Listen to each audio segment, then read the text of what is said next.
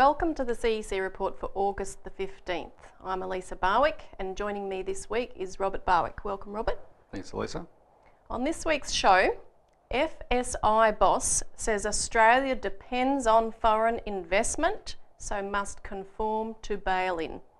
And development is the only name for peace.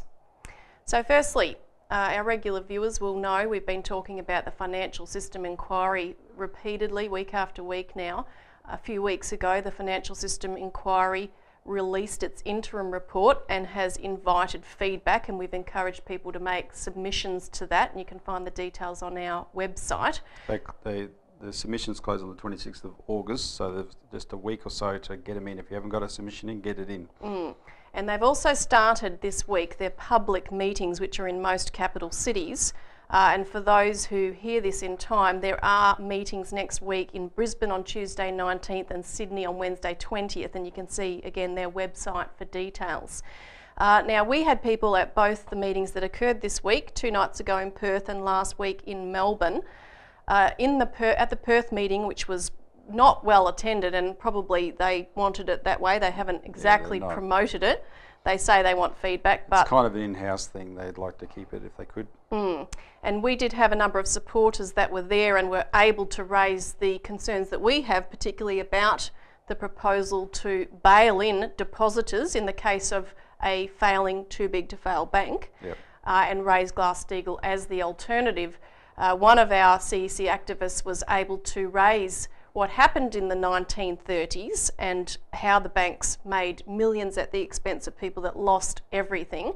And David Murray, the chairman of the inquiry, said, look, that was then and this is now, and that the markets basically will solve everything, to which our activists said, well, why are we even here? Why are we discussing this if the market supposedly will solve everything? So obviously they will not. Now, Robert, you were part of a contingent at the Melbourne meeting last night, and Murray was confronted repeatedly again with bail-in, which he was not too comfortable about. So how did he respond?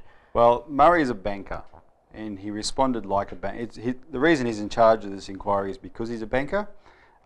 He was the chief executive of Commonwealth Bank from 92 until 2005 or 6, and he is there to make sure that the bankers get any changes to the financial system is ones that they approve of. And as a banker, he doesn't like Glass-Steagall. Now, he will sound almost the opposite, because he himself last week put forward the idea of ring fencing, which acknowledges there needs to be some kind of separation in banking between investment, the retail banking with deposits and risky investment banking.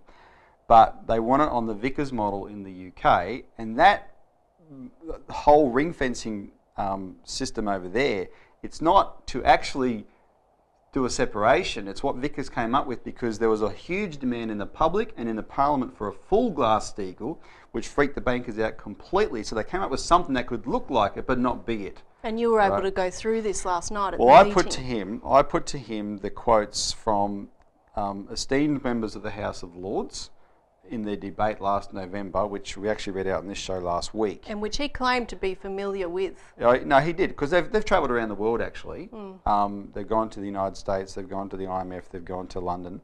They've got international advisors on their financial system inquiry, such as an Australian who's a top hedge fund manager over in London.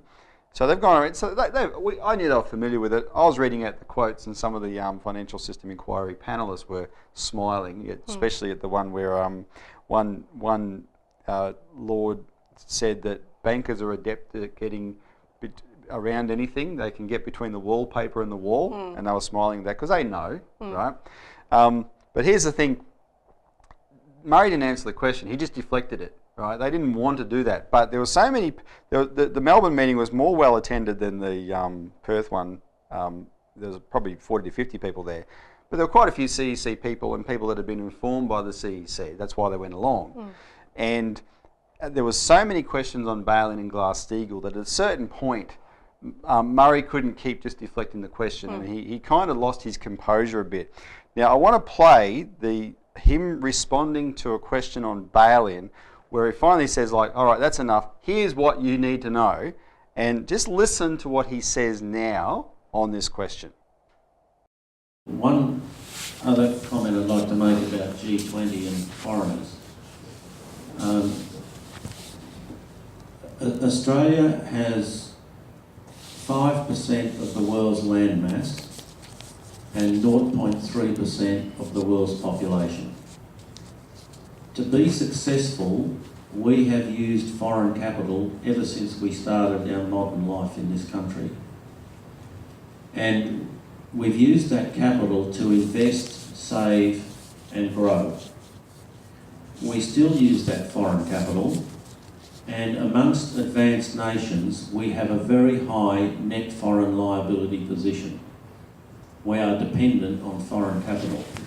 Now, if we're dependent on foreign capital, we cannot go to say to the capital markets of the United States and Europe and their regulators that don't mind us, we're going to have our own set of regulations irrespective of what you say. But does that mean we're not a sovereign nation? Well, I've made the point quite clearly that we are dependent on foreigners for savings. If we want to change that dependency, we better run the economy in a very different way. I'm just going to circle around here, so there's one people there. So what you've just heard, Elisa, and is him saying, very similar to the comments that Joe Hockey makes, that, hang on, we're in debt to these overseas creditors and their system. They're in charge of us, right? We have to do what they say. And the supporter, the person who said then, her name's Mandy, she's a CEC supporter, she said, well, does that mean we don't have any sovereignty? He was a bit lost for words because that he was acknowledging that's actually what that means. We need their money, right? Therefore, we have to do what they say unless, thanks Mr. Murray, unless we go with a whole new financial system. Well, come to mention it, that's what we'd like to talk to you about. Yes, exactly. Because of course, what the CEC is fighting for is a financial system that is based on sovereign credit, where you don't rely on foreign investment. It might be a nice thing in some cases, but it's not necessary. And the two wars we went through, World War I and World War II, when we couldn't get foreign investment, we flourished under the bank that he worked with for 40 years, the Commonwealth Bank. He started working in 1966, David Murray, right? In Perth on the first night, when he was asked about the Commonwealth Bank, he said, oh, it had to go because it had no capital. Well, history tells us when the Commonwealth Bank started, it started without capital. The first governor, Denison Miller, said, we don't need capital, we have the full credit of the Australian country behind us, right? And we need to go back to that, but of course, as a private bank, representing the private banking fraternity, they don't want to do that, and they're determined to put a lid on the push for proper Glass-Steagall and such things as national banking that would take us back to that. So what's particularly worrying on that particular quote is he had just said, not 3 minutes earlier, he had said about bail-in, he said, listen, bail-in means different things in different jurisdictions. So in Europe it's involved deposits, but in Australia we have a guarantee of deposits, so it wouldn't really involve deposits here. But he acknowledged that it's all up in the air anyway. And then to say that, he's basically saying he undid everything he just said, because he's saying, well, at the end of the day, we have to conform to what they're telling us, and we know what the G20 want. So even though we're a different jurisdiction, we have to go along with the global system. Yep. Now, after the break, we're going to talk a bit more about exactly how Australia can participate in a new global financial architecture, which is already underway. This is already beginning to unfold across the world, thank goodness, because otherwise things would be looking rather grim. So join us back in a moment.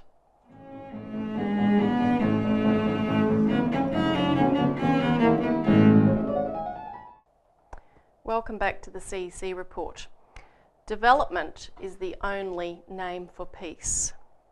Now we're going to talk about the way out of the mire of war that is going on. No sooner do you turn on the news that there's a war in one part of the world or another. But it's not separated things. There's just this huge build-up of tension between the you could say the East and the West again, and this is deliberate. And by way of update, there's been quite a dramatic escalation in the last week since we did the CEC report coming out of the United Kingdom. Prime Minister David Cameron has called for permanent NATO forces on the ground in all the Baltic states, although this is expressly forbidden by NATO's 1997 treaty with Russia. It's Lithuania, Estonia and Latvia, the ones at the top north. And this would include a ready reaction force targeted at Russia. Now, this was backed up by a House of Commons commission on the subject, which released a document about this, and the Atlantic Council, which is a British think tank. It will be further discussed and consolidated at the 4th of September NATO summit, which David Cameron is hosting in Wales. Now, this is an immediate provocation to Russia, to war, and Australia's support for it was evident when Julie Bishop, the Foreign Minister this week, criticised Russia's attempt to try to help Russian-speaking citizens in eastern Ukraine who are living now under horrific circumstances in war zones in eastern Ukraine. And this was on the subject of the humanitarian convoy of 287 trucks. Well, there's two cities that are under complete bombardment, and they're large areas of this region of eastern Ukraine, large cities, and because our media, what we're force-fed in Australia is largely dominated by Murdoch, one of the leading neoconservative lunatics in the world. They're just giving us this line. And so, yeah, we hear about the humanitarian crisis in Iraq, but what's going on in these cities under the bombardment of the Ukrainian army in eastern Ukraine is horrific, right? And so there's this flood of refugees across the border, but there's people that wish they could have left and they hadn't been able to leave, and they regard it's too late to leave now. So what Russia has done is they've put together a convoy to supply humanitarian aid to those cities. Now, we are led by our government, the Australian government. We are poo-pooing this as a pretext. So Julie Bishop said, any intervention, and remember she's saying this with the death stare, right? Yeah. She's got the death stare all lined up. And the snake brooch. I think she's some kind of love child of Darth Vader, actually. So she can do the death stare without the mask. So anyway, she's got the death stare going. She goes, any intervention by Russia into Ukraine under the guise of a humanitarian crisis will be seen as the transparent artifice that it is. And Australia would condemn in the strongest possible terms any effort by Russia to enter Ukraine under the guise of some kind of humanitarian mission. Now, think about what we're doing in Iraq now. Yep. There's a humanitarian crisis. We're intervening in, suppose, that sovereign country, which is not a sovereign country. The US just said, change your prime minister, and they have, right? But we're intervening in them. Tony Blair, Elisa, spent from 1999 onwards saying the treaty that's underpinned international law since 1648, the Peace of Westphalia, upon which sovereign nation states were respected, has to be torn up, and we have to have a system where you can have any power like the United States and England can invade any country under the responsibility to protect. If there's a humanitarian crisis in there, we can go in and we can fix it. Yep, right? Without any permission. That's right. So they claim that right to themselves, but Russia has a clear case here, which we just don't know it's a crisis because our media is not covering it, and they're trying to downplay or ridicule Russia for trying to do it. And Julie Bishop should be well aware that this entire convoy and this entire mission was organised at a special session of the UN Security Council called at Russia's initiative to organise this food and medical relief. Russia is acting in cooperation with the Red Cross, with the Organisation of Security and Cooperation for Europe. It has the permission of the Ukrainian government, who will put inspectors on those trucks at the border. These convoys travelling without a military escort. Yep. I mean, everything's going to be checked. Well, let me just say, and what you actually have to conclude there, because the Red Cross, OSCE are involved, etc. What Bishop and Abbott are doing, Elisa, is they are abetting the Nazis, self-described Nazis, look it up, in the Ukrainian military, who are trying to slaughter as many of those eastern Ukrainians as possible. They are actively abetting them by trying to block any humanitarian attempt to look after them. Absolutely. And I want to raise some of the causality behind these wars that are going on, because as you said earlier, these are not isolated occurrences that are breaking out for separate reasons relating to that particular region. And for more information, people can refer to our Australian Alert Service, which is a weekly publication. If you call in, we'll give you a free copy to that. And for those regular viewers, you should subscribe. Go to our website and find out how to subscribe. Now, I'm going to refer to this article on the back page of this week's Alert, Bernard Lewis, British Svengali behind clash of civilisations, because this article explains how ISIS was able, because you think of it, I mean, here you have no ability with the power of all the array of Western governments to intervene on this force called ISIS to save, you know, relative handfuls of people on a mountaintop. So how did that come about? Well, there's this figure that we talk about, Bernard Lewis, who was in the British Arab Bureau. I'll just give you an example of how he has propagandised to build up Islamic terrorism over many decades. And this was an article that he wrote in the New Yorker in November 2001, so after September 11. And it was called The Revolt of Islam. And in this article, he justifies Islamic terrorism and their fight to rebuild an Islamic caliphate, which is what ISIS has just declared, the Islamic State.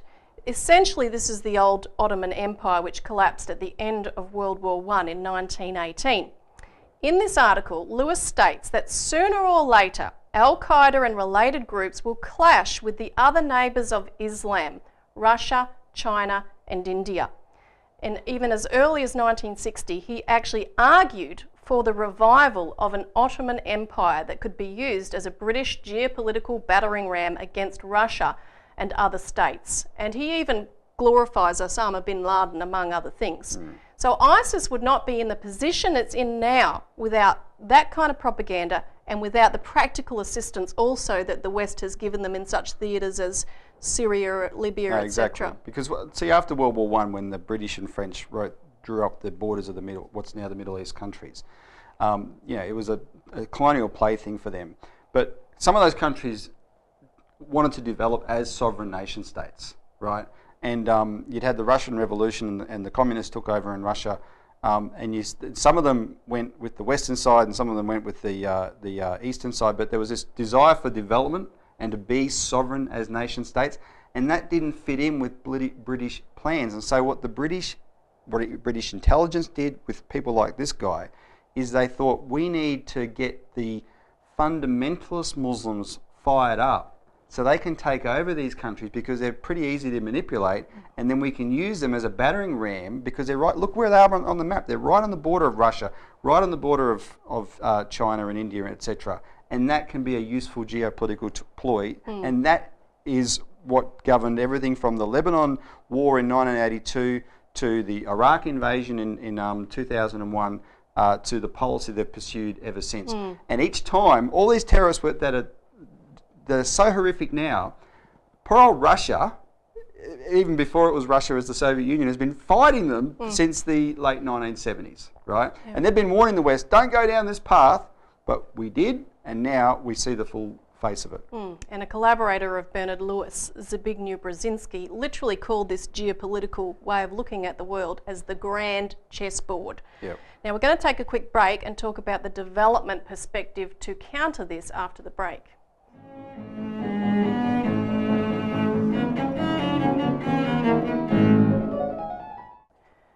Welcome back. So we're going to talk now about the asymmetric response to this war push coming from Russia and its collaborators in the BRICS nations, which is Brazil, Russia, India, China and South Africa, plus further collaborators. Now, basically it's very clear the old financial system is evaporating, and in the face of that, these countries are uniting to develop a new financial system. But it's based on development, which it has to be, rather than the fictitious values of today's monetary system of worthless derivatives, trillions, quadrillions of dollars of derivatives. So what you have is a series of agreements and arrangements, and I'll just list a few to give you a sense of this. You have new currency and exchange arrangements that have been signed on to between Russia and India, where a working group of the two central banks have developed a mechanism for using national currencies for mutual payments. The same thing is being developed between China and Brazil. You have development banks that are being opened up. The BRICS at their summit recently forged a new development bank to fund development, which would rival the World Bank, and also China's Asia Infrastructure Investment Bank, which was discussed at the ASEAN meeting last weekend, which Australia had representatives at. A credit system, and this is the crucial thing, to fund the development. Now, leading advisor to President Putin of Russia, Sergei Glass-Steagall, has revealed, and I quote, a plan for fast-track development of the Russian economy on the basis of a new technological order. This plan, he said, includes a transition to a sovereign monetary system underpinned by internal sources of credit, an active policy of innovation, and support for progress in science and technology. And with the sanctions put on it, Putin actually chaired a meeting recently of the military-industrial complex, in which he said, look, we've got to upgrade our high-tech economy. We can definitely produce everything we need ourselves. There's new trade agreements that have opened up under the sanctions regime. There's a massive expansion of trade between Russia and Argentina, including with very high technology products, particularly in agriculture. Yeah, the cattle growers in Australia are losing out to that, Elisa, and it's our government's fault. And some of the commentaries are saying, you know, even while Argentina's stock markets are in the red because of their so-called technical default, this flourishing trade with Russia and other countries is taking off. So it's a bit of a paradox. Yep. You have a massive increase of trade between Russia and Egypt. Putin just met with President el-Sisi and reached an agreement to establish cooperation between Egypt and the Customs Union of Russia, Belarus and Kazakhstan. Russian-Indian trade will be enlarged, and there's discussions of building a new natural gas pipeline which will be confirmed when Putin goes to India in December. Meanwhile, the sanctions are backfiring against Europe. You just had 3,000 trucks of peaches, for example, and nectarines produced by Greece that were turned away at the Russian border. So this new system, though, represents a new world economic system based on real value of increasing the productive powers of labour with new technologies and development, rather than the fraudulent massive financial paper under the current financial system. Yeah, because since, you know, apart from the communist bloc, from the 1970s onwards, in the West, everything just went more and more down the path of financial deregulation and free trade. And then with the fall of of communism and the end of the Soviet Union, all those countries were expected to just sacrifice their economies to the same thing. And the only people who benefit from free trade are the multinational corporations who then get to sit in the middle of what the people in each country need, and we all have to go through them, and they make massive profits, and we lose our production, and we end up paying through the nose for everything. So this is all being changed, and actually the other thing Sergei Glass-Steagall said, because the credit thing he announced is the most significant of all, right? Breaking with the power of international finance, but he did make the interesting point. You've talked a lot about Russia there. He kind of said that a lot of what's being done against Russia is actually targeted at China, which is a much bigger deal than Russia in some respects, because China is the way Russia is doing a lot of Russia is the way China's interfacing with Europe, and this is targeted at both countries and using Russia as the big bad guy at the moment. Exactly, and one of the other things Russia and China are in agreement on is space development, going back to the moon, looking at helium-3 development for power production and things of that type, which helium-3 would be a fuel for fusion, which would be incredible for the planet. Yeah, very exciting. Now that's all we've got time for this week, but go to our website for more on that and join us again next week for the CEC Report.